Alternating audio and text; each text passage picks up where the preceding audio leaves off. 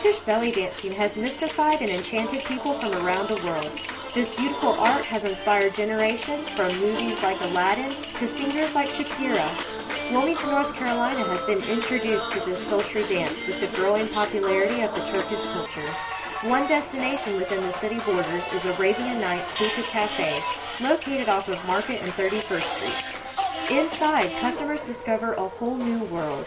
Nazmeen, otherwise known as Sue Winnie, a Turkish-Egyptian belly dancer, shares her expertise and experiences with this dance.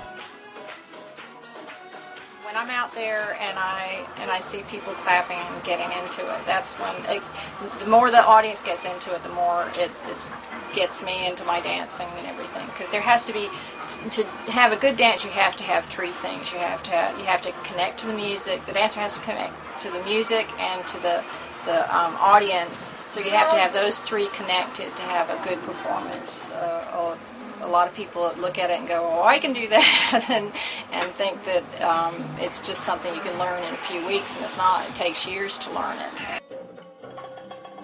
Gina Aziz, co-owner of Arabian Nights, said, "I own an antique shop in downtown Wilmington, and people would come in and see the hookahs.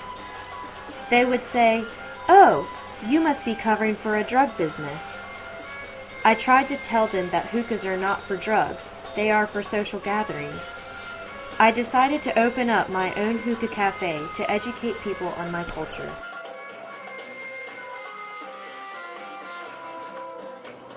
So whenever you're dancing the Turkish style, what is the difference between the Egyptian and the Turkish? It's just bigger, more flamboyant moves, bolder moves, and that's basically the difference. It's more outside the body. In the Middle East, you'll see more like men dancing with the swords.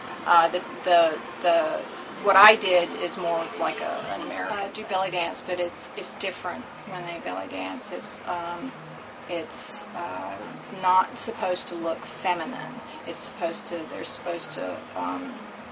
be a stronger dance with them. And there's similar moves, and yet there's different moves, and there's different costuming as well.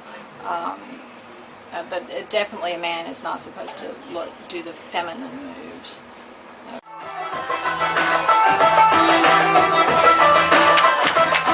Explain that again. That was called a Turkish shower, where somebody will take the money, take the bills, and they'll just kind of shower them down on top of the dancer, and so that they don't physically touch the dancer themselves. They're just showering them with the money, and that's an appropriate way to tip.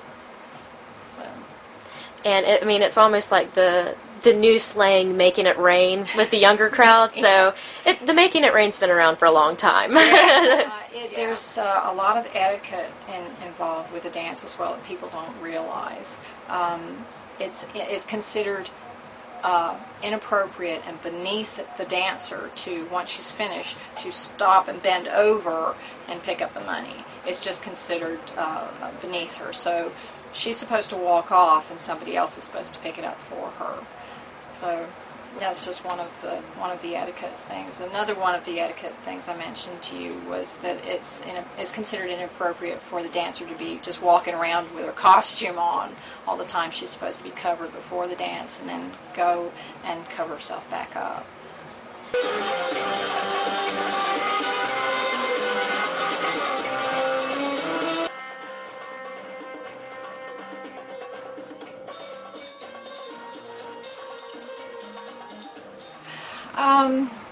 There's something about belly dancing that makes you feel comfortable in your own skin, and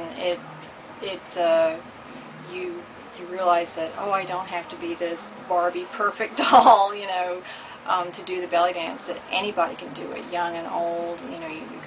You can be a skinny mini or pleasantly plump, and you can still do belly dancing and enjoy it and have fun with it and be good at it.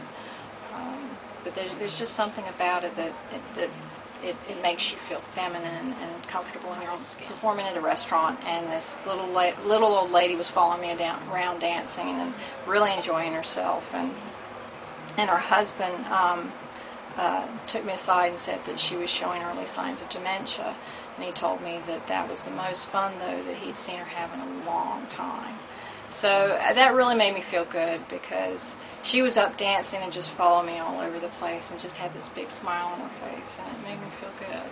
How has the taking on the belly dancer affected your everyday life?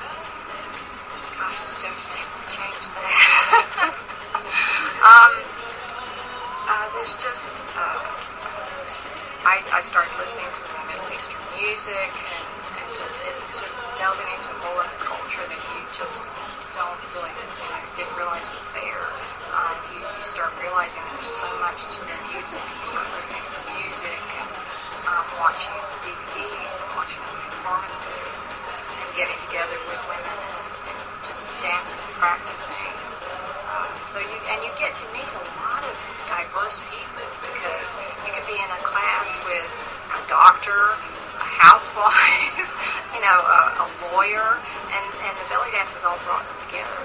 Turkish belly dancing is continuing to defy stereotypes through dancers like Nazneen, who have shown that this folk dance will continue to inspire men and women of all ages from every culture. This is Courtney Lane Richardson reporting from Arabian Nights, Wilmington, North Carolina.